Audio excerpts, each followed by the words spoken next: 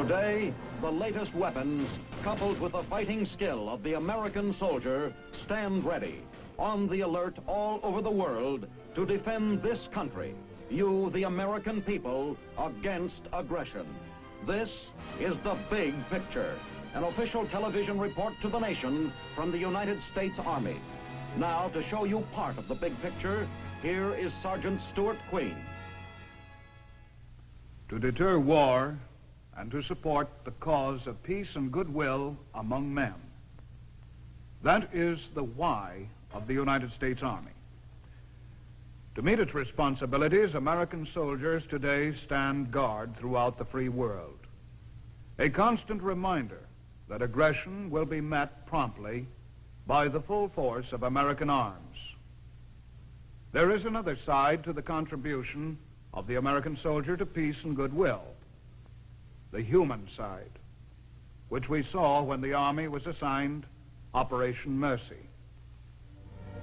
Not so long ago, thousands of Hungarian freedom fighters and their families were helped toward sanctuary in the United States. For them, the gates of Camp Kilmer in New Jersey represented the end to a way of life they had found oppressive, the beginning of a new life of hope and opportunity. And surely there are no better words to begin our story of Operation Mercy than those of the President of the United States in his second inaugural address. The divisive force is international communism and the power that it controls. The designs of that power, dark in purpose, are clear in practice. It strives to seal forever the fate of those it has enslaved. It strives to break the ties that unite the free.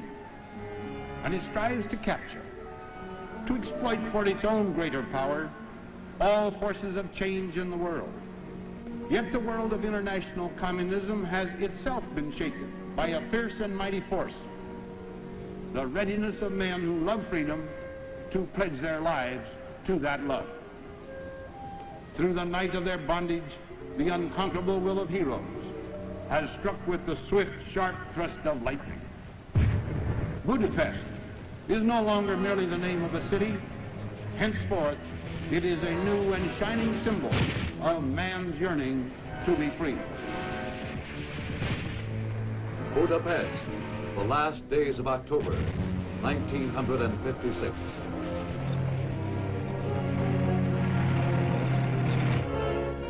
When the thunderous roar of Russian tanks was stilled and the smoke cleared over the ruined city, then Hungarians could move proudly through their own beloved capital. Prayers were offered in memory of those who had died in the battle. The city may have been ruined and shattered, but the indomitable courage of the Budapest freedom fighters was like a spark, kindling the hearts and minds of human beings everywhere. In Germany, they watched the first great spontaneous uprising against communist tyranny and turned in wrath against local manifestations of that tyranny. The spark of Budapest had lit fires in Berlin.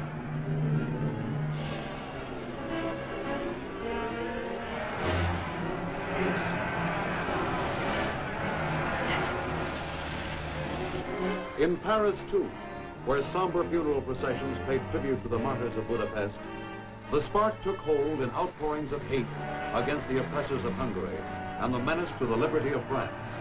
Communist Party buildings in many quartiers of Paris were put to the torch by surging, shouting groups of students.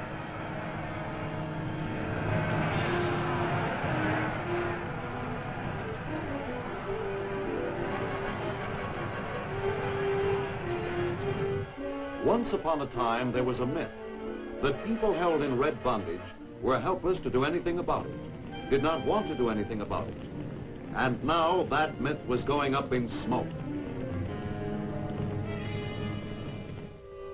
In Budapest, the victorious rebels worked quickly to stabilize the situation.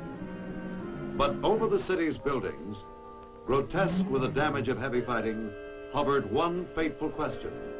Would the Russians come back? True, 3 Soviet divisions had been routed, leaving mementos of their panicky flight. But if the Russians returned, Reinforced and vengeful, trouble was ahead. Meanwhile, carrying their rifles, the freedom fighters patrolled the streets and waited. What they feared came on the morning of November 4th, the clank of Russian tanks over the cobblestones. With pistols and rifles and a few grenades, Budapest lashed back. But there was no holding the armada of tanks or the truckloads of cracked Soviet troops pouring into the city. Those Hungarians who could headed for the border into Austria. Skirting Russian checkpoints, they made the precarious crossing, leaving their homes and possessions, everything they owned, behind them. It was an exhausting effort, but freedom is a heady tonic that lifts the spirit. Then from the border came the long march to the temporary shelters hastily set up in Austria, a country now faced with an enormous problem: what to do with over 200,000 refugees seeking sanctuary. Obviously, Austria needed help, and England, France, the Scandinavian nations, Switzerland, and many other countries accepted large numbers of the Hungarian immigrants. But on they came, thousands more, an anguished cry to the conscience of the world. And across the Atlantic, the cry was not ignored. Thus, across all the globe, there harshly blow the winds of change. And we, though fortunate be our lot, know that we can never turn our backs to them. Only a few miles inland from the statue which symbolizes America's open heart toward newcomers from other shores was the army post, Camp Kilmer. Since the Korean War, a desolate place, mothballed. But now, all at once, soldiers were back at Kilmer to meet a new emergency, a new kind of emergency. From all parts of the country, soldiers had been flown to this camp, and they got to work on the double. As soon as the barracks was soaked and scoured clean of the musty smell from years of inactivity, trucks pulled up and stores of furniture were unloaded. Beds and mattresses, chairs and tables, blankets and footlockers. To ready the camp for the expected influx, the men of Kilmer worked round the clock. In the paint shops, men learned a little Hungarian as they made up a lot of signs.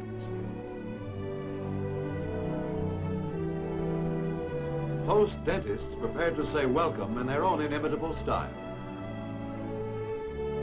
while supplies of drugs and medicines were made ready.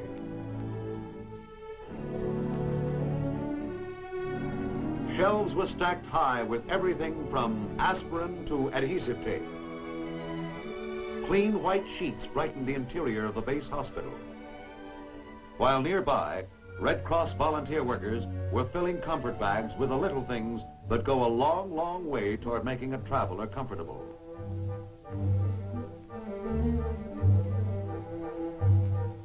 Tremendous quantities of used but serviceable clothing were contributed by Americans to the Red Cross and other agencies for the refugees.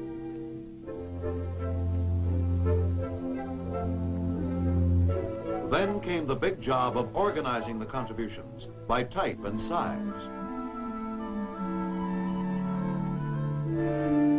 Because recreation would be a prime need of the Hungarians waiting at Kilmer for settlement, the service club was very much in the picture. Army men pitched in to make everything shipshape, and even as they did, word was received that the first refugees were on their way.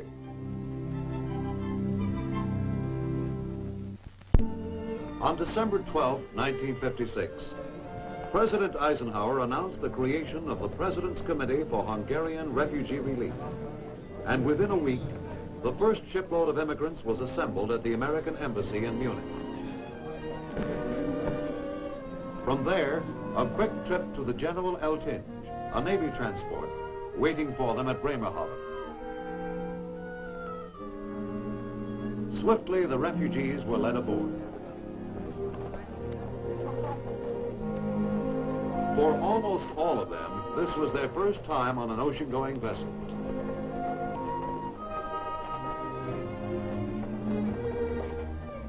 And to the younger ones especially, this was just the greatest adventure ever. On deck they met, or met again, men and women who were partners in the adventure, swapping stories of what had happened since the days of Budapest.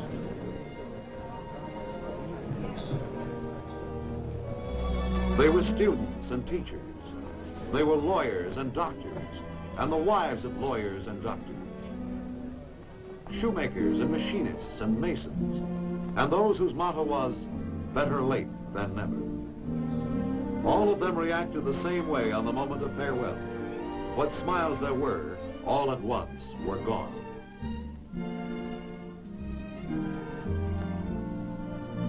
Not so long ago, hell had broken loose on the streets of Budapest, and lives had been shattered out of routine. On to a ship moving out of Bremerhaven. These were the lucky ones, and gradually the mood lifted. Bon voyage, they waved at themselves. Happy trip to a happier new world. One or two slipped off to a secluded spot, or watched the docks disappear behind them, while most everybody else got squared away for the long journey.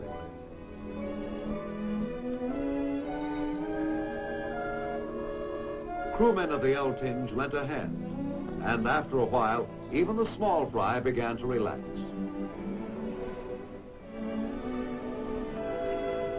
At first, as the ship moved in the sheltered harbor area, seasickness was no problem.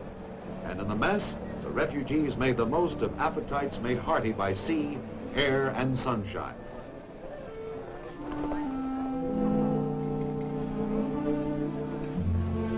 A little dinner music, Professor, and soon the ship rang with everything from Hungarian folk songs to On Wisconsin. Inevitably, it fell into the pattern. People on deck chatting or wishing they had a better hand, or watching the shoreline of Europe sweep past on the foggy horizon. And some wanted a better look.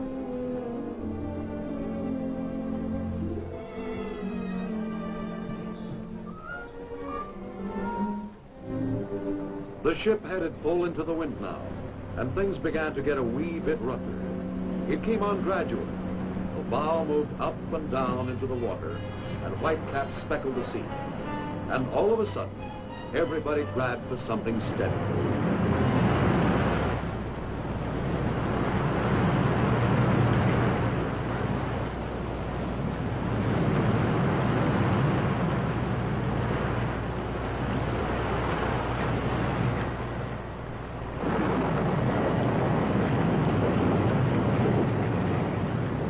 But everyone felt completely safe. And down below, women and children were snug and warm and comfortable.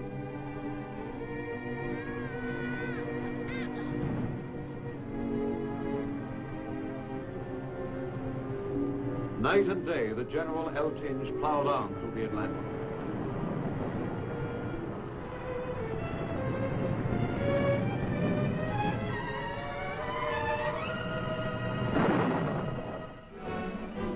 In the years to come, it is safe to say, the Hungarian refugees will hear the name Brooklyn in many other connections. But on the first day of January 1957, the new year, Brooklyn's pier meant arrival in the new world.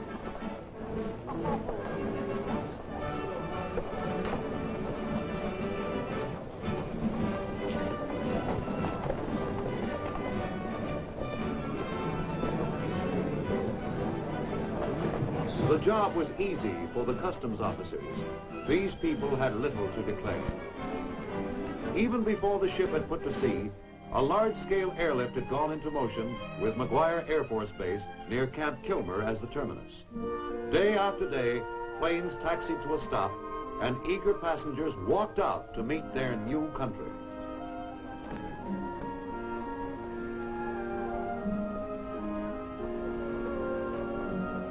There were those who couldn't walk, but arrangements had been made to receive them.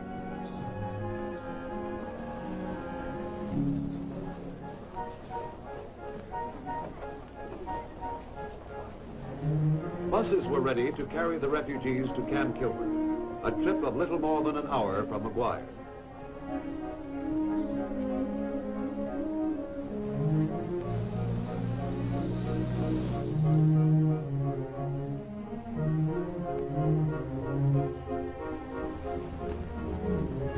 A sign over the gates summed up Kilmer's feelings.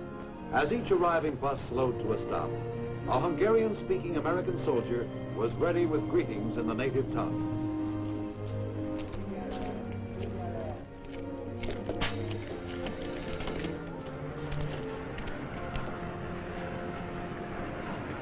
Jó reggelt kívánok, Isten hozta az államot. Jó reggelt kívánok, hát Isten. Tessék kérem, fáradjanak. Jó reggelt kívánok, Isten hozta, menjenek be az épületbe. Jó reggelt Isten kívánok, hozta, megérkeztünk, tessék, hála menjenek. Isten. Isten hozta. Jó reggelt kívánok! Ismétlek, karikát lenke, karikát lenke. Processing went smoothly. The Army was not in charge of the operation, but worked as a team along with the public health, customs, and immigration agencies. The laws governing admission to the United States were followed to the letter, despite the unprecedented speed of the processing. Public health physicians conducted thorough medical examinations. Those who did not have the required shots soon felt as though they'd been, well, shot. Immigration officials interviewed the refugees, and as required by law, they were fingerprinted for identification purposes. As they were photographed for the identification cards, which each immigrant would carry, the necessary data for the cards was typed out and ready for signing. Department of Labor representatives then reviewed job histories to help place the individual where his skills were most needed. Did you have to read blueprints on that job? Kellett önnek olvasni műszaki rajzokat a munkahelyén? Igen. Yes. Now after you left that job, where were you employed? Mikor ön elhagyta előbbi munkahelyét, hol volt utána alkalmazásban? 3 évig Budapesten, egy műszaki üzemnél voltam alkalmazva. I was employed for 3 years in Budapest in a machine shop. Then you had to set up the machines yourself? És önnek kellett beállítani a gépeket? Igen. The President's Committee received offers, jobs, homes, educational opportunities, and passed them on to the appropriate sponsoring agencies and to Camp Kilmer in the early days of Operation Mercy. With offers of jobs or homes for the refugees came hundreds upon hundreds of visitors.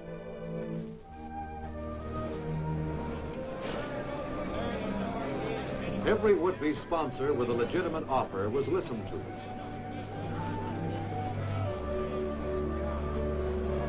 The specific offer of a sponsor was matched against the background of the individual refugee, which had been annotated on cards, 1 card to each refugee. Thanks to a high-speed machine operation, within a matter of minutes from the time the offer of a would-be sponsor was acted upon, the President's Committee could locate the card of the desired refugee.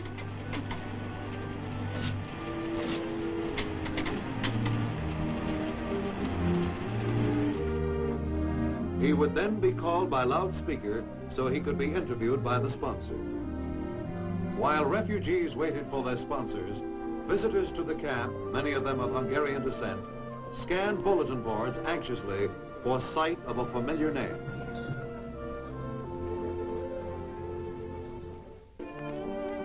Back in Austria, not far from the Hungarian border, the temporary centers were still crammed with refugees anxious to move on.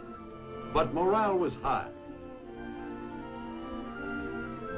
And one big booster was the chow line. An orange is too valuable to let it get away. The food was hot and tasty. Especially hot. Vice President Nixon flew over from Washington in the presidential plane to inspect the origin point of Operation Mercy. And on the return trip to the United States, all empty spaces on the plane were allotted to refugees, emphasizing the all-out effort of the American people in alleviating the crowded conditions in Austria.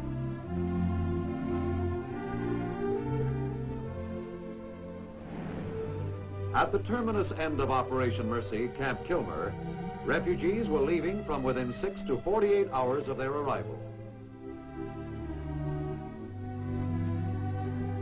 Some few had to remain longer for medical reasons and came to know the post as a temporary home. My dear friend Istvan, I am writing this letter to tell you about this place. It is an army camp named for an American poet. And I think that is fitting somehow, for they do things here in a sensitive way. I'm not talking about the generous gifts of clothes and food, the quiet and dignified medical attention they make available to us. All this is appreciated, yes, but nothing more than this. They let us live together, Istvan, family by family, even though it would be much simpler for them to put us into barracks, men, women, children, so forth. But they don't do things that way here, at this post named for a poet. And oh, Istvan, the hot water. I can't tell you how many times we wash just to enjoy it. There is a library where we can read Hungarian newspapers. I have practiced my chess and have some good moves ready to surprise you. I have even grown quite fond of the American kinds of bubble water. For the younger men, there is a gymnasium where they can keep in shape, trying to make a basket, sometimes. And when it comes to lifting weights, there's almost as much strain for the man who watches as the one who finally does the trick.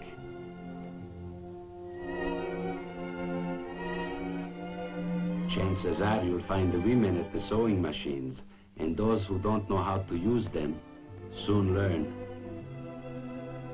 They are very busy. All of us must be very anxious to look neat in our new country. For those of us who have interest, maybe some talent, in arts and crafts, there is a place to work and materials to work with. They even arrange telephone calls so we may talk to relatives and friends in America. It's good to hear a familiar voice. Some nights we have shows, and we may see American youngsters on stage doing a dance. This, my friend Istvan, is an experience.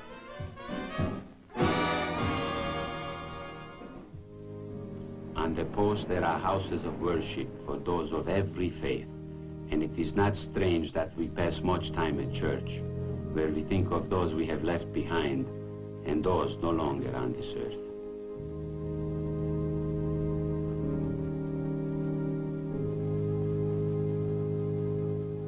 One Sunday, we even had a wedding at Camp Kilmer.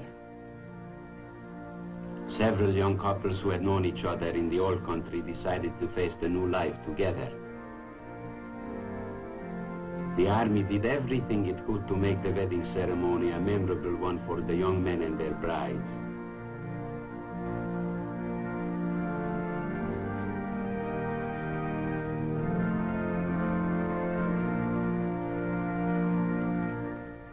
It was a day of joy, mixed with the bittersweet sadness you always find at weddings. I do not mean to suggest, Istvan, that Camp Kilmer is a resort camp. Nothing of the kind.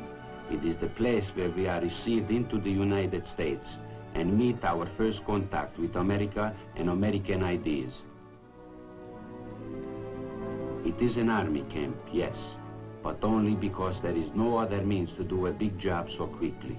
I look at it this way. It was the army that took care of us those first few frightening days in a new strange country, until the American people took us into their hearts, which they did, Istvan, which they are doing. Meanwhile, all of us at Kilmer work hard to learn their incredibly difficult language. Most egy angol nyelvórát tartunk. Én vagyok a tolmács, a nevem Odeszkálki. A közvetlen tanítási módszert fogjuk alkalmazni, úgyhogy a tanár nem beszél magyarul. A tanárjuknak a neve Mr. Eng. Good afternoon. My name is Mr. Eng. What is your name? My name is Ferenc Korompai. My name is Ildikó Karikás. My name is Zoltán Bándi. That was very good. Can you understand then, my friend Istvan, why on Inauguration Day we were so moved when we heard the President say, Through the night of their bondage, the unconquerable will of heroes has struck with the swift, sharp thrust of lightning. Budapest is no longer merely the name of a city. Henceforth, it is a new and shining symbol of man's yearning to be free. Thus, across all the globe, there harshly blow the winds of change. And we, though fortunate be our lot, know that we can never turn our backs to them.